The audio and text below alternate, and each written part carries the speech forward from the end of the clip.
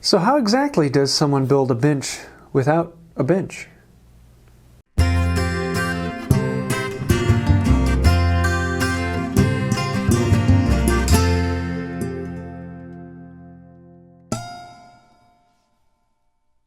Hey y'all, I'm James Wright and welcome to my shop, and it is time for a video that I have been waiting for a long time. That's right, I am about to start building my new bench. And a lot of people are going to ask, why are you building another bench when you have a bench already? And there are many reasons to that. Number one, the bench I currently have is not my dream bench. I built it when I was first getting into hand tools, and I really didn't know exactly what I wanted. I just needed a bench to work on because up until that time I'd been working on folding tables and things like that, and I needed a bench. So I built a bench out of things that I had lying around. I literally built it out of scrap 2x4s, stud grade lumber, the cheap stuff, not even getting the good straight grain lumber. And that being said, it is a fantastic bench. It works perfectly, but it's not exactly what I want. There's a few other things that I wish I had done a little bit differently. Number one, the legs are made out of doubled 2x4s, which are fairly good, but a bench this long, which is 8 foot long, they don't have as much lateral strength as a Roubo style bench should have. Now, if I put skirts on it like I would for an English style bench, then the skirt would provide the lateral strength and these legs would be plenty. But I don't like the skirt as much. I like having access right underneath the bench. There's a few other little things that I don't like about it, but the big reason is I'm rearranging my shop, and the new space where I want to put the bench, I can't fit this monster 8 foot long bench in that space. So I'm going to be making one that's actually 5 foot long, rather than the full 8 foot long. And another question that people are going to be asking me along is, why do you want such a short bench? Only 5 foot long? I mean, that's hardly long enough to do most projects on. Well, the honest answer is, very rarely do I do any project that is longer than 5 foot. And if I do run into those projects, I'm still going to be keeping this 8 foot long bench, and so I can still work on it if I need it. But for most of my projects, I'm only working in the first 3, 4, maybe 5 foot of the bench if it's a bigger project. And the other half of the bench ends up being just a junk pile place where I let things drop, where it becomes a pile of tools. Or when I'm working on this end, the slight vibration in the bench causes a tool to fall off on the other end.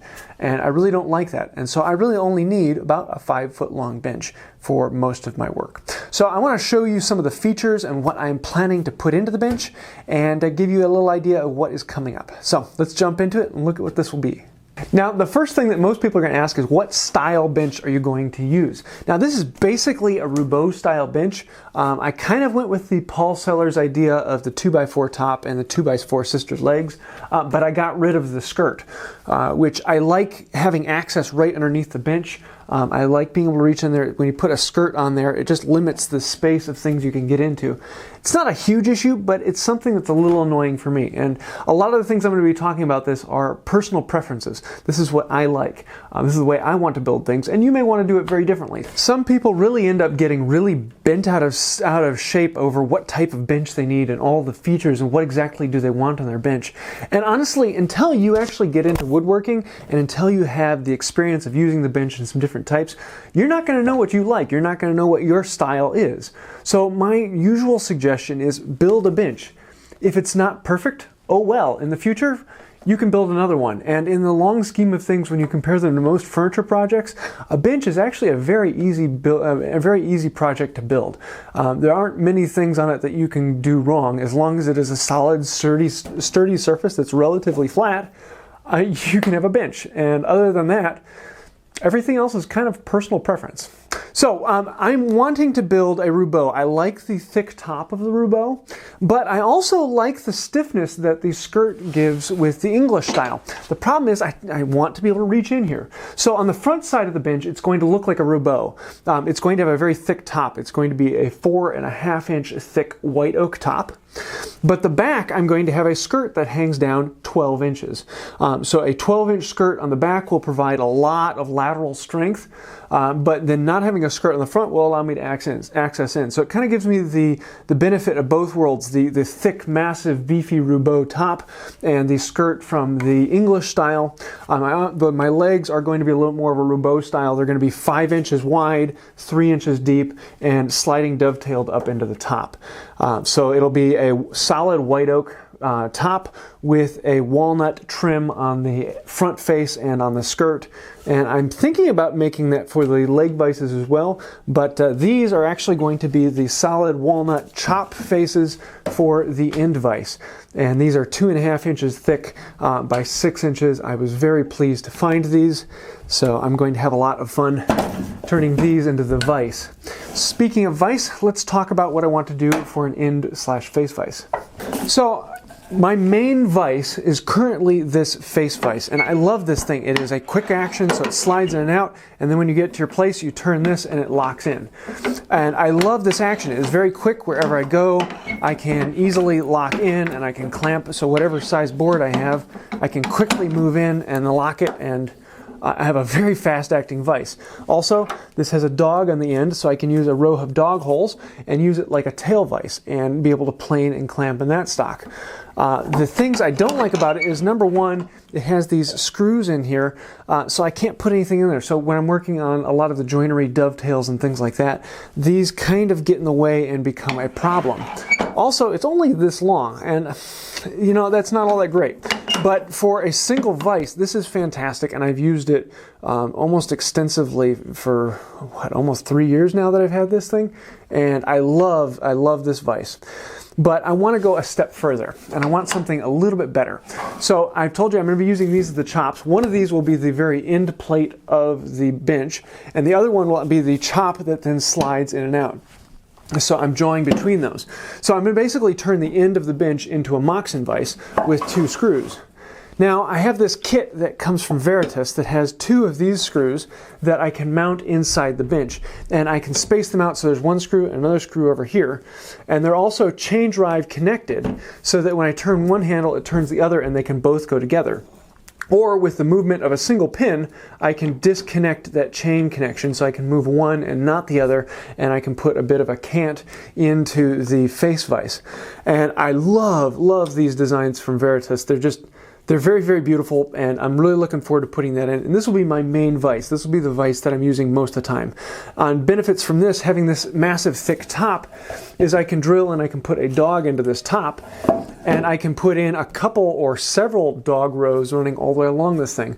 So if I wanted to, I could have parallel dog hole rows, so I can clamp things evenly across the entire surface of this bench.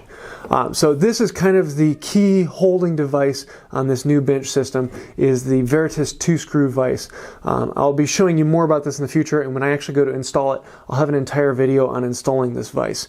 And this is making me very happy. So speaking of this vise, let me show you my other vises. So here you can see I have 2 leg vises, and a lot of people think that's absolutely crazy to have 2 leg vises, but several times I've actually had all 3 vises in use at one time. And also, if I'm edge planing a long board, I do like having the 2 vises as opposed to having a dead man and a vise. I like having 2 vises. I've gotten used to it, and I'm going to keep the 2 vise design. Now, the other thing is that I like the traditional wooden screw. I absolutely love the traditional wooden screw, and I'm really looking forward to putting this in one of my 2 leg vises. This is one from Lake Erie, and it is a beautiful, beautiful piece of maple, and I'm in love with it. I'm really looking forward to putting this in and having this as one of the 2 chops. And so just as before on that one, I have a traditional wooden screw. I'm going to keep that on the new bench. So for my second vise, I want one that's a little more modern, a little more fast acting. And so I've gotten this kit from Harvester, custom vises. I came across this not that long ago, and I am absolutely in love with it and how it works. And so basically what happens is, just like with the modern screw, you mount this behind the back, and the shaft doesn't have any threads, so there's nothing to ding up your work. So if your work sits on here, that's not a problem. It's not going to hurt the work. And you can actually take this whole shaft and you can slide the shaft. So just like with my face vise, I can actually slide the vise in and out. I can slide the whole chop in and out. And because it also has this X link that goes on the bottom, which I'm in love with how these things work, I'm looking forward to putting this in, the whole chop can very quickly just slide in and out. But when you want it to actually lock in, it doesn't matter. You just slide it into that point and you turn it. And as soon as you turn it, it starts locking down. And you have a serious amount of movement in and out, so you can actually just slide the work up to your piece, lock it in place, give it a turn, with, of course, the beautiful handle. I'm looking forward to having that on there, and it locks in place. And this is also a little bit thinner form factor, so having it close to the end where I'm walking around, I'm not going to be bumping into it as much. But in times, sometimes you're looking for the beautiful woodworking knob. So I'm going to have both of these on here because I like both. I like using both. And some people are really going to like the traditional wooden screw. It feels good and it's fantastic. So I'm going to have one leg vise with that. I'm going to do an entire video showing how to install with the wooden leg screw. And then I'm going to have another video showing how to install this new vise with the X-Link.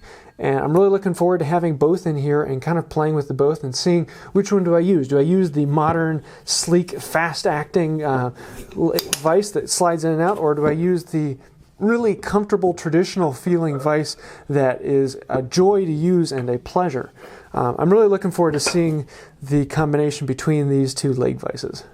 So here's where I'm at so far. I have most of the top laminated up, and I'm going to be doing a video here soon on actually making the top and putting the pieces on here. But I wanted to bring you along and show you this introductory methodology to how I'm making this before I actually start jumping into it. So as we go along, you can kind of follow along and see what my thought process is. And a lot of things on this are going to change as I build over time. My design is something that's always constantly flowing and becoming something that is functional in that moment. So I'm looking forward to seeing what things do I change, what things do I adapt over time, and I'm really looking forward to it. And right now this top is a little bit under 200 pounds. It's like 195 pounds, solid white oak and a beast. And I'm looking forward to laminating on the black walnut and putting all the vices on this and building the leg structure for this. Also, when I'm all done and I have the design completed, I am going to be releasing the designs for this and offering those on my website. So if that's something you're interested in, let me know and I'll let you know when those become available. And on top of all that, I'm really looking forward to seeing what are some of the ideas that you have. What would you like to see in this bench? What are some of the ideas that that you might want to see how they're done or how they would be implemented? That would be fantastic. So if you have any ideas or something you'd like to see, let me know in the comments below. I'd love to hear those. So that's what I have going on the bench, and I'm really looking forward to this build. If you have any thoughts, comments, ideas, let me know. I'd love to hear those. That's really what makes this channel great, is I love hearing your ideas and your content, and I can change a lot of things along that. And when someone has a question of how you do that, I love putting up a video to answer that question. You know, if it fits into my schedule, that is something I really enjoy. So I'm looking forward to this. Hope you liked the video. If you did, please hit like and go ahead and smash that subscribe button. Also, I want to say an incredible thank you to the patrons on Patreon. You guys are the reason why this channel is now starting to upgrade and becoming something better. If you'd like to find out more about that or help out, you can do so right down over here. Also, if you like this video, feel free to check out one of my others. You might find something you like there. And until next time, have a wonderful day.